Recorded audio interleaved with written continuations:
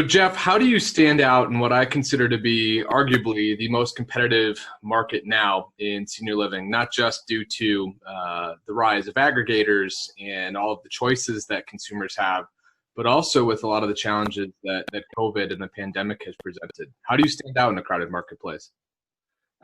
Great question. A very hot topic right now, and I appreciate the chance to share some of the best practices with you. It's just so important for us in the community to stand tall and stand proud behind the positive outcomes that are happening every day in our communities. Yes, there have been some unfortunate situations that have played out, not necessarily the fault of the community, but just some life issues developing, and they've happened, but we can't focus on that. That negative messaging is out there. We have to broadcast the good and reinforce the positive outcomes, the purposeful opportunities that are going on every day in our community. And I think it comes back a little bit to being a journalist, seeking out that story. And really, if you walk through any community every day, there are positive outcomes happening. And you don't need an elaborate TV studio to capture those moments. Sure. I get nicknamed around here the stick because I have a $12 selfie stick that I picked up on Amazon and my iPhone, and I will walk around and capture whether it's a group activity or a resident on their own participating in something, just showing what's happening inside the community. Because of restrictions right now from visiting, families, I think, are craving, Trent, to know and to see and also hear what's going on inside the communities. And I think it's really important for all of us in a community to be doing this, to showcase the good. And no better way to showcase than through video. That's excellent. I think you bring up a really good point here. It's not just from an external communication standpoint. It's not just broadcasting to the world the good things that are happening inside. There's also an internal communication standpoint, and that's involving the families, the loved ones, folks that might have been caretakers for a long time. They want to know that the community that they entrusted with their loved ones' health and safety is living up to the expectations that they ultimately signed off on. Is that a good way to frame it up? Oh, absolutely. And even if it's sometimes taking your camera and having a resident say hello or good morning to their family. Sure. Or, of course, the next level is a birthday or a holiday celebration. Staying connected, because again, the families are wanting to know, how is mom or dad feeling? How are they looking? How do they feel? And I think anything we can do to be as transparent as possible especially during this time, it's incumbent upon us to be proud of these good outcomes, because yes, the media will showcase the negative right away. So we have to kind of counter that and showcase the positive and reinforce to the families why they entrusted us with their loved one. Show them that their loved one, while yet being surrounded by all the COVID talk and realities of COVID, yet they're still comfortable. They're still navigating safely. There's a smile still on their face. We have to show that. Right.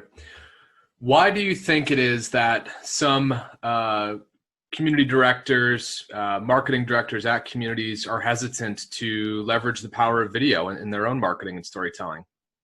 It's a good question. I guess, not everyone is as comfortable getting in front of the camera as the next person. But even beyond that, because it's not about you. It's about the story.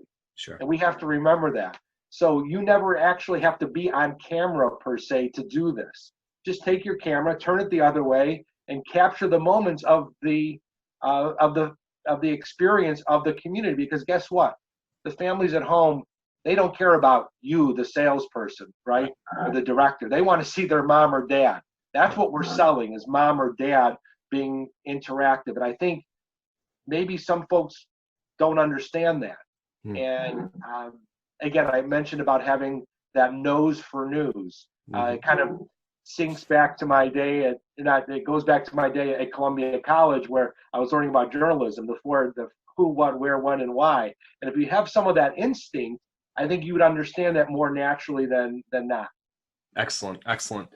And you mentioned you purchased a $12 selfie stick on Amazon, and you have the nose for finding the news. And very simply, you're asking who, what, when, where, why, and how, right? What other tips do you have in terms of getting people to feel more comfortable, even if they're not in front of the camera, just documenting the journey of day-to-day life? I think the more real the videos look, the more authentic they will be perceived. There are many situations where management companies will bring in, high-tech TV studio and all the fancy equipment, and that's okay, and that serves a purpose. But again, especially now, our messaging has to be as real and as authentic. And I guess how it relates to what we're talking about, if the camera's a little bit off-centered, or if the audio isn't 100%, I think that's okay, because what that's telling the family on the other end is that this is real. This is not a manufactured message. Sure. This is authentic. So I think if our colleagues would understand that a little bit more, and understand it doesn't have to be perfectly framed, it's okay. Definitely. Now, what are some tactical things that folks can do? I would imagine that you have programming built into your community, right? You have activities, you have certain aspects of the day that are already kind of prepackaged scenes for you, if you will. How do you go about leveraging what's already happening within the community as basically your scene by scene story? Well, right. What you said there is your script is there for you. Right. You just have to go out there and again, and capture. You just have to have that understanding. I think you also have to have that belief in what you're doing and being proud of it. And hey, look what's going on in our community. Look at this, and showing the families again, whether it's during COVID time or non-COVID time. I think the biggest skill set you can have here is being proud and standing behind what we're doing and the solutions that are available in our community versus staying at home. So I think that conviction is a critical skill.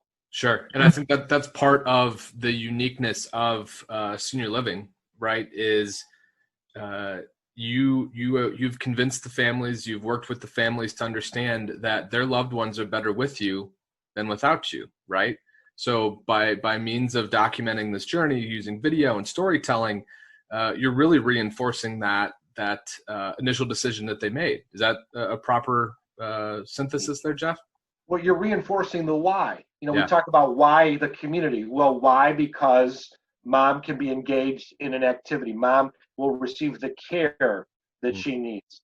Mom will be, they'll see the why of mom eating a meal in the dining room. They'll see the why, reinforcing the why. And I think again, we have to be positive about the why, because there are a lot of uncertainty right now with the COVID, and until we get to, I don't think we'll know when we're going to get there, hopefully soon. Sure. But we have to, if we're going to want to keep welcoming new residents, and let's be honest, at the end of the day, I wasn't hired here to be a photojournalist. Sure. Okay. And I know that. Yeah. And whether our owner is listening to this or not, I know what my point is here. My point is to recruit new families to experience Arboria, okay? But if I can use the photojournalism, if I may use that term, to help capture these moments and then showcase the why to the community at large in the spirit of recruiting new residents, then I'll put my photojournalist hat on, and hopefully that will lead to sales. Absolutely. And I think that's a great bridge to the conversation here. And I have a belief, and it's actually a borrowed belief from a friend, Art Jones. And Art always says, data tells and story sells. And I think that's so incredibly powerful in its simplicity. But when you think about the data telling aspect of senior communities, right, you're looking at amenities, you're looking at number of staff, you're looking at rates of improvement or rates of health. Now in the COVID world, of course, you're looking at key health indicators and daily monitoring and progress, that sort of thing. All of those things are great, and they're kind of baseline. That's table stakes, right? But how do you weave all of those things together to create a story that, again, enables the why. And I think, to me, that's where story really comes into play. And it sounds like that's exactly what you're doing day in and day out, Jeff, in terms of taking these disparate pieces of data, weaving them together, and again, telling a story that really synthesizes everything that these families and loved ones are going through on a day-to-day basis. Behind every piece of data, behind every spreadsheet is a story. When the families are coming to visit and we're talking to them and we're uncovering, what isn't working in their current situation, and then how our solutions can be good for them, they don't want to hear data. They want to see and hear stories. Yep. And that's what they want to see, because that authenticates the data. Yeah. So that's, again, where our focus is. And they joke that I'm the selfie stick around here, so, capturing all the stories. But I think, we're making inroads with it, and I just think that it's incumbent for all of us, everyone in senior living, to believe in what we're offering, what we represent, and just be proud. Sure. Now, Jeff, do you feel like you might be an outlier in that you have the journalism background, you are comfortable on camera? I guess, how much convincing did it take your management team, your ownership team, to make you essentially the photojournalist or the videographer of the community? That's a great question. Full disclosure on this, and you may find this interesting. Yes, I went to Columbia College, graduated, and worked in television. Long story short, fast forward, I'm here now in senior living, and we can talk about that bridge on another show if you'd like. Yeah. But when I came over here to Arboria, which is an LCS managed property, one of the first things they told me was about this app called One Day, and how they want us to use it and showcase with video. And to be honest, at first I was like, what?